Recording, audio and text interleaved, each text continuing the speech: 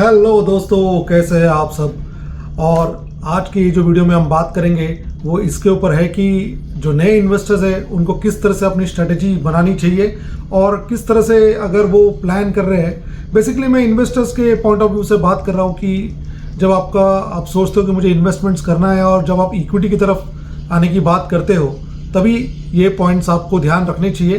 तो ओके दोस्तों, जब आप इन्वेस्टमेंट की जर्नी की शुरुआत करेंगे तो आपके पास उस जर्नी के लिए आपके पास एक प्लान होना चाहिए, आपका एक फ्यूचर प्लान या आपका एक गोल होना चाहिए कि आप किस उद्देश्य से इन्वेस्टमेंट कर रहे हैं। और एक दूसरी बात आपको एक ध्यान रखनी पड़ेगी कि आपको रिटर्न्स के पीछे नहीं भागना। अगर आप रिटर्न्स के पीछे भागोगे तो आपकी ये स्ट्रेटजी जो आप एक बनाएंगे वो गलत हो जाएगी। आप स्टार्टिंग से ही आप गलत चले जाते जाओगे और आपका ये जर्नी आपका कभी पूरा नहीं हो पाएगा।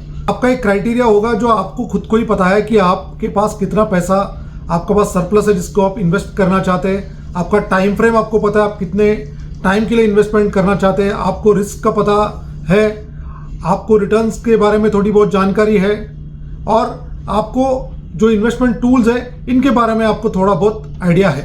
एज ए इन्वेस्टर आपको डाइवर्सिफिकेशन जो है उसका इंपॉर्टेंस मालूम होना बहुत ज़रूरी है। और एक चीज़ है कि जिसका आपके बारे में आपको होना चाहिए कि इक्विटी की वैल्यू, कि जो इक्विटी इन्वेस्टमेंट्स है कि उसमें ही पैसा बनेगा और आपको उसको नज़रअंदाज नहीं करना है। आपके जब भी आप आपका पोर्टफोलियो जो बनाते हो या आपका जो टोटल पोर्टफोलियो है जिसमें बाकी एसेट्स भी है तो उसमें इक्विटी का जो इम्पोर्टेंस है उसको आप नज़रअंदाज नहीं कर सकते क्योंकि वही जो एक एसेट है आपको तगड़ा अमाउंट बना के देगा। देखिए, अगर आपका शॉर्ट टर्म गोल है और आपका पास अभी कुछ लमसम अमाउंट पड़ा हुआ है बट ये जो अमाउंट है आपको इसके इससे आप कोई समझौता नहीं कर सकते। आपको ये पैसे की ज़रूरत है 1.5 महीने के बाद, 2 महीने के बाद, तो इस पैसे को फिर आपको इक्विटी म्यूचुअल फंड्स में नहीं लगाना चाहिए, आपको लगाना चाहिए लिक्विड फंड्स में। क्योंकि लिक्विड फंड्स का ऐसा है कि इंटरेस्ट रेट आपको थोड़ा सा कम मिल जाएगा बट आपका पैसा जो है इमीडिएटली आपके हाथ में वापस आ जाएगा। बैंक के हिसाब से आपको थोड़ा बहुत ज़्यादा अमाउंट मिल जाएगा बट एकदम रिस्क कम होगा। अगर आप SBI वगैरह ऐसे किसी बैंक में रखते हो तब भी ठीक है, तो आपका अमाउंट में आपका पैसा पड़ा हुआ है तो आपको 2% का इंटरेस्ट मिलेगा वहाँ पे। सेविंग्स बैंक में अगर आप रखते हो, वही अगर आप इसको म्यूचुअल फंड के लिक्विड फंड में रखते हो तो आपको 4, 4.5, 5% के करीब आपको इंटरेस्ट मिलेगा। तो ये एक एग्जाम्पल है कि अगर आपको पैसा जो आपको चाहिए, आपको लग रहा है कि आपका बच्चा का भी कॉलेज में जाने वाला है तो उसके लिए आपने पैसे निकाल के रखे, तो आप उस पैसे को ऐसे कोई फंड में मत लगाइए कि जहाँ पे आपका रिडेम्पशन नहीं हो पाएगा या उसको आपको लॉस हो जाएगा कि आपने बीच में ही निकाल दिया। तो इसके लिए सबसे बेस्ट है आप लिक्विड फंड में रखो।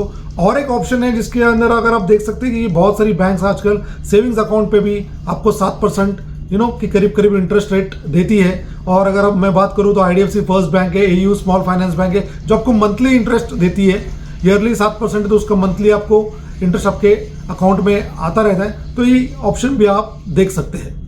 फिर आता है कि आपका अगर नेक्स्ट गोल, अगर आपको लग रहा है कि आपका पास कुछ लमसम अमाउंट है और वो आपको 1 साल के आसपास चाहिए तो फिर को इन्वेस्ट करने चाहिए शॉर्ट टर्म जो डेट फंड्स होते हैं, short term duration date funds, इनमें इन्वेस्टमेंट करना चाहिए ताकि आपका जो पैसा 1-1.5 साल के अंदर आपको कुछ अमाउंट में उसमें पैसा मिले। ऐसा नहीं उसके ज़्यादा रिस्क भी हो, क्योंकि ये जो फंड्स होते हैं इनमें जो इंटरेस्ट रेट का जो रिस्क है रिलेटिवली कम होता है और इक्विटी से आपको थोड़ा कम पैसा मिलेगा बट आपका पैसा इक्विटी की जो अप एंड डाउन फॉल से इस पर थोड़ा सा इम्पैक्ट कम रहेगा।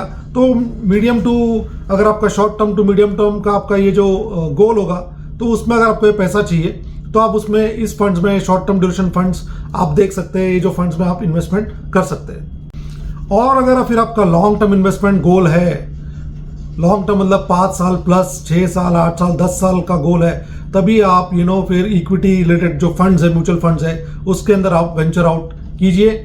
और एज अ फर्स्ट टाइमर अगर आप इन्वेस्टमेंट कर रहे हैं और अगर आपको टैक्स सेविंग भी आपका एक क्राइटेरिया है तो टैक्स सेवर प्लान जो होते हैं वो एक बढ़िया ऑप्शन है आप लोगों के लिए, क्योंकि उसमें आपका जो टैक्स सेविंग का ऑप्शन भी आपको मिल जाता है।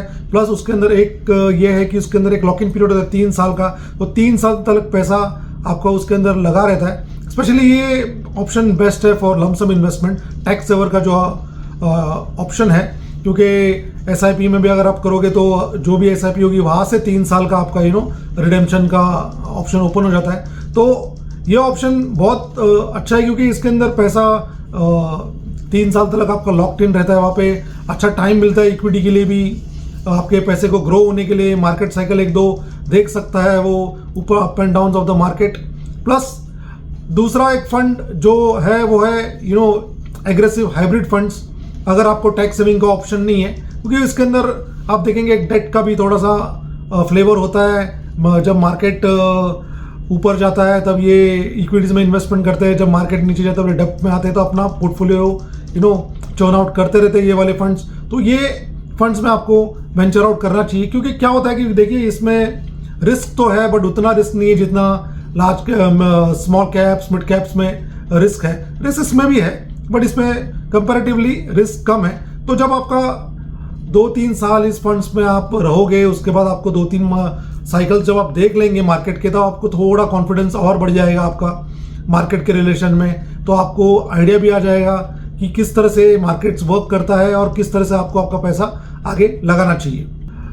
आपको आपका गोल पता चल गया है, उसके बाद फिर आपका फंड्स का भी आपको एक आइडिया आ गया है। तो आपको फिर अभी फंड सिलेक्शन में अभी आपको क्या देखना है कि पास्ट रिटर्न्स वगैरह देख लेंगे, उनका जो रिस्क पैरामीटर्स है वो देखेंगे, और सबसे और एक इम्पोर्टेंट पॉइंट है उसमें देखने के लिए वो है एक्सपेंस रेशियो, कि आप कितना पैसा देने वाले हो आपका फंड को, फंड मैनेजर को, किस तरह से आपका जो आपको ये खर्चा आने वाला है आपके फंड में। तो वो भी एक इम्पोर्टेंट फैक्टर है, क्योंकि लंबे समय में आपका अगर एक्सपेंस रेशियो कम होगा और फंड्स अच्छा परफॉर्म भी कर रहे रिटर्न्स, तो आपको उसका भी बहुत एक अच्छा फायदा लंबे समय में होगा।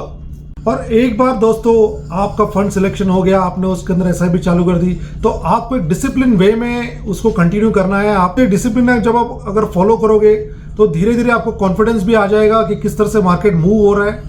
अप एंड डाउन से मार्केट में आपको उतना परेशानी नहीं होगा। आपका एक रेगुलर अमाउंट में पैसा आपके अकाउंट से जा रहा है और इक्विटी में इन्वेस्ट हो रहा है, तो जो रिटर्न्स आपको दिखेंगे साल दर साल, तो उससे आपको आगे जाके कॉन्फिडेंस आ जाएगा। फिर आप सोच सकते हो कि आपको अगर और रिस्कियर फंड्स में जाना है कि नहीं। जैसे आपको अगर समझो आपने एग्रेसिव इक्विटी हाइब्रिड में इन्वेस्टमेंट किया हुआ है, या कि आपने कोई बेसिक इंडेक्स फंड में इन्वेस्टमेंट किया हुआ है as a first time investor, and आपको लग रहा है कि अच्छा अभी मुझे और रिस्क मैं ले सकता हूँ, तभी आप उसके बाद मिड कैप में वेंचर आउट कर सकते हैं, या फिर आप उसके बाद स्मॉल कैप में वेंचर आउट कर सकते हैं, क्योंकि वो आपका थोड़ा पोर्टफोलियो को और एक इक्विटी बूस्ट या रिटर्न्स की बूस्ट देगा। तो आपका जो पोर्टफोलियो अगर आप सिर्फ टैक्स सेवर फंड में हो, या एग्रेसिव इक्विटी हाइब्रिड में जिसमें डेप्ट का भी थोड़ा आ रहा है, या फिर आप सिर्फ इंडेक्स फंड में हो, तो उस पर जब आप इन फंड्स में ऑलरेडी इन्वेस्टेड हो और 3-4 साल से इन्वेस्टेड हो, तो उसी के बाद आपको थोड़ा कॉन्फिडेंस आता है।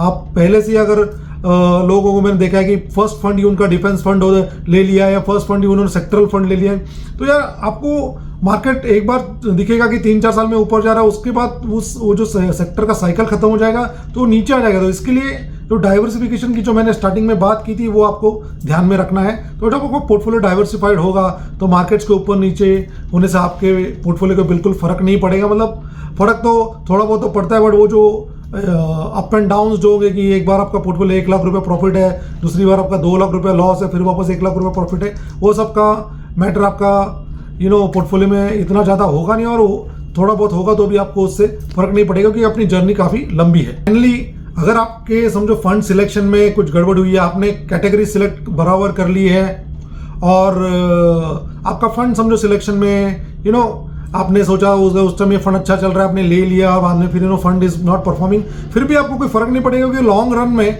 आपको दूसरे फंड के हिसाब से आपका फंड भी परफॉर्म कर ही जाएगा। 15-16% की इंटरेस्ट रेट ऑफ रिटर्न्स आपको मिल ही जाएगा। तो उससे आपको बॉदर होने की कोई जरूरत नहीं है। आइडिया इज टू आपको कंटिन्यू लॉन्ग टर्म में रहना है, that is the main idea. और दोस्तों जब आप इस तरह से आपका पोर्टफोलियो डिजाइन करते हो तो आपको कोई एक्स्ट्राऑर्डिनरी चीज करने की जरूरत नहीं है। कोई फालतू की रिस्क लेने की जरूरत नहीं कि आपने इसके अंदर कि आपने सोचा कि मेरा पोर्टफोलियो कि मैं अभी डिफेंस फंड ही ऐड कर लेता हूँ, या कोई सेक्टर कोई ऐड कर लेता हूँ। जब आपका पोर्टफोलियो आप इस तरह से डिज़ाइन करते हो कि आपको पता है कि आपके गोल्स के हिसाब से, तब आपका पोर्टफोलियो जो है अच्छा परफॉर्म करना ही है उसको। आपको सिर्फ रेगुलरली उसमें कंटिन्यू एसआईपी करनी है। जब भी मार्केट डिप होता है या आपके पास एक्स्ट्रा पैसा आता है तो उसके अंदर लमसम करते रहिए। 6 साल 6.5 साल के बाद आप देखेंगे कि आपका पोर्टफोलियो में भी कंपाउंडिंग का इफेक्ट की शुरुआत हो जाती है। आप 15-20 साल 30 साल की ये जो जर्नी कंटिन्यू करते हो, आपके पास इतना ज़बरदस्त वेल्थ बन जाता है कि जब आप SWP चालू करोगे तो जो आपका पैसा जो आपको रिटायरमेंट के लिए चाहिए वो होने के बाद भी आप आपकी फैमिली के लिए बहुत सारा पैसा छोड़ के चले जाओगे। ये म्यूचुअल फंड का ये जो इक्विटी का जो ये जादू है वो इस तरह से काम करता है। तो नए इन्वेस्टर्स के लिए मेरी शुभकामनाएं कि आप इन्वेस्टमेंट जल्दी से जल्दी चालू कीजिए। इसके पहले भी मैंने वीडियो डाला हुआ है कि इन्वेस्टर्स को क्या क्या किन किन चीज़ों का ध्यान रखना चाहिए, वो वीडियो का लिंक भी मैं इस वीडियो में दे देता हूँ। अगर आपको ये वीडियो अच्छा लगे प्लीज़ लाइक शेयर सब्सक्राइब। जय हिंद, जय भारत।